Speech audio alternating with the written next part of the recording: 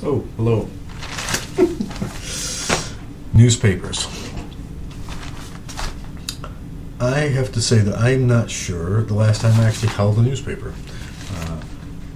I keep up on current events. I listen to NPR every day. I listen to other news shows on TV or on the radio. Not like Rush Limbaugh and talk type stuff, but just other news programs. I'm interested in politics. Newspapers should be something I look at quite a bit, but I don't. I do read news stories online, things like the Huffington Post. I go there quite often. This is a free newspaper that gets its money through subscriptions or through advertising. When I say free, it means I can read every article in here as long as I want, whenever I want, as many articles as I want. Now, they're able to pull this off. New York Times and other newspapers say, no, we're going to have a paywall. And why do they do that? Well, they still have to pay all these reporters, just like the Huffington Post does. But it's also, if something is free, is it worth it? Is it good? Is the reporting on the Huffington Post as good as the New York Times? Huffington Post has won a lot of awards. Amazing journalists work there. But, the New York Times is the New York Times. It's the paper of record, all the news that's fit to print. And a lot of times, there are a lot of studies that show that if something costs a little bit more, we think it's a little bit better. Odd thing is, it doesn't really translate to digital content because we want it free. Newspapers, we can buy, we can look online for this type of news. I go here, like I said, I go here very often. I do go to the New York Times quite a bit. Let's look at the New York Times' pay model. A lot of times these are called paywalls. They offer you 10 articles a month. I can read 10 articles a month. So if I click on this, right here, let's see, about this Pistorius guy, that's one click. So I can read 9 more articles. And then I've either got to pay or I've got to get a subscription. Interesting thing is, here's New York Times' article on this topic, Pistorius, the guy, he shot his girlfriend or whatnot. If I look over at the Huffington Post, they've got one as well. And they also have photos of his deceased girlfriend. They've got more photos in the courtroom. They got photos of him when he's running the Olympics. I think if you click through, there's also some videos. So there's a lot of different content, too, you can get right here. Now, is this reporting as good as the other reporting? I don't know. It's probably going to give me all the facts, I would assume. Huffington Post is good about that kind of stuff. It isn't a fly-by-night kind of, where did they get this? So I can get it free here.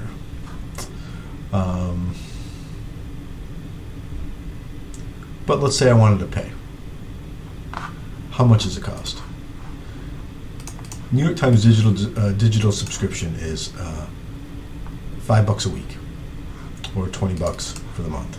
Now that is the same amount of money that you're going to pay if you bought it like this, a paper version, because they're $2.50 each plus $5 on Sunday. Now, I look at that and I think, I want it cheaper. If I'm not going to have a physical piece of paper, I want it cheaper if I'm going to have to read it on my tablet or my computer. But isn't that the point? That I don't want the physical piece of paper? So what is it in our minds, or maybe it's just my mind,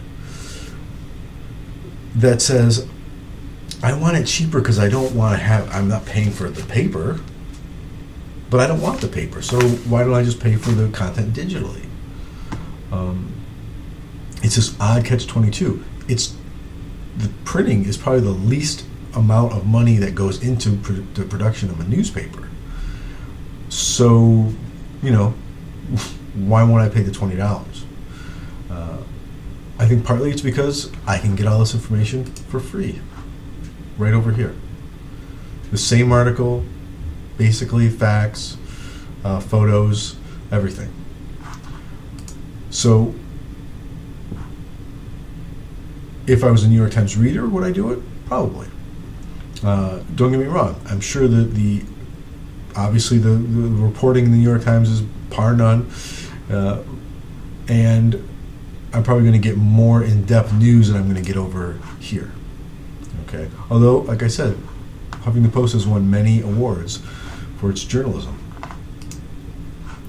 So, what does the New York Times have to do? There's some articles out there, and I'll post a few of them, that show that subscription to the paper version is going down, but subscription to the digital editions is going up. And I'm wondering, is it we're starting to see a change in our thoughts as far as ages go? Are we starting to say, I'm used to getting things free online, but now that more of these places are opening paywalls, are people getting used to pay for content? Or do they just want to know they can count on that content?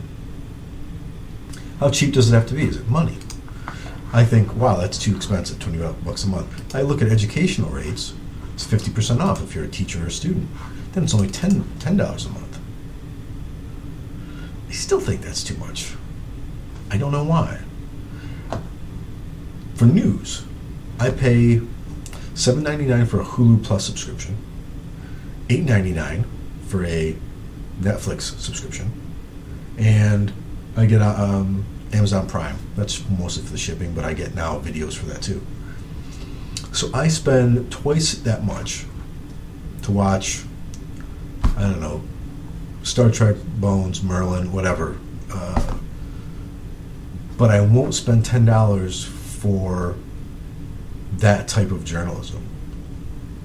I don't know if that's telling more about me than society, but it isn't. You see more articles about streaming media than you do about newspapers now. So I'm going to do a little test, and I'm going to get a subscription to the New York Times and read it, and also be reading the Huffington Post and seeing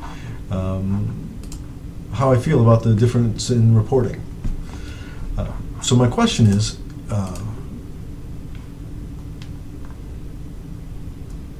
what are your thoughts about newspapers? Do you read newspapers? If you don't, why? What do you think a newspaper would have to do to get your readership? Digitally or paper-wise? Or do you not even consider, you wouldn't even consider paper, you want digital? If so, is it a cost thing?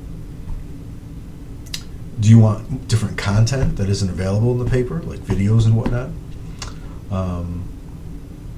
Do you think it's a cultural thing? Do you think that older people that are used to paying for subscriptions or the paper will pay for a digital subscription, but now younger people won't because they're used to getting things free? So write this up, 1 to 2 pages in Word, then paste it into, I'd say more closer to 2 pages in Word. Paste it into WordPress. Make sure your post has at least 1 video, minimum 1 image, and minimum 1 link. That's how you get full credit. You have those 3 plus the text. Okay? Comment on 2 other people's work if you're doing this post. And also, of course, post on Pinterest.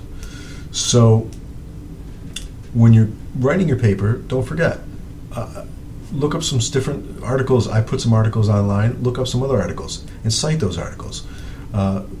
Put the links that you put in should be from those articles. If you quote an article, put the link for that article in, okay? So that we can see where you got it from and we can read more. If you're having a hard time figuring out what you can do for this assignment, remember, look to the Pinterest board for this to see maybe you can get some ideas. And then post your story. Now remember, the board, not the board, but the Angel group will close, the Angel module will close the day after it is due. So if we look at Angel, newspapers is due on March 6th, so March 7th, I think it's at midnight, it closes. Okay, so get it in on the 6th. And don't forget to also post on Pinterest. We're always posting on Pinterest. Okay, thanks a lot.